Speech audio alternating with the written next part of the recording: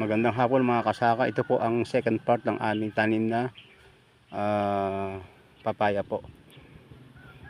Yung pong tagiliran ay aming tataniman ng kalabasa po, yung tabing ilog. Yan po ang second part. Yan po, hanggang doon po sa dulo yan, sa minamawit ko kanina umaga. Lahat po ng tabing ilog may tanim na papaya din po. Para hindi po masayang yung kanyang space na pwede namang taniman. Yan po.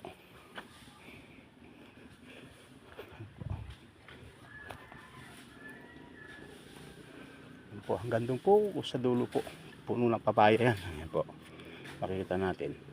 Ayun naman po sa ilalim, tataniman po ng kalabasa para kahit tag-araw, hindi na po sa didiligan. Meron po siyang tanim na pwede pong kuhanan ng panggulay. Ayan po, lahat po ng tabing ilog yan. Lilinisin po, tataniman po yan hanggang doon. Hanggang doon po sa minawit ko kanina umaga, sa kabilang ilog po na yun. Tataniman din po ng kalabasa. Okay, magandang hapon mga kasaka. Ito po ang kaganapan sa maghapon naming ginagawa. Ngayon, pipitas na naman po ng upo mamaya. Yan po, may mga bunga na naman. Pitas po tayo. Dahil kung di po pipitasin niya ay gugulang lamang. Okay, magandang hapon po.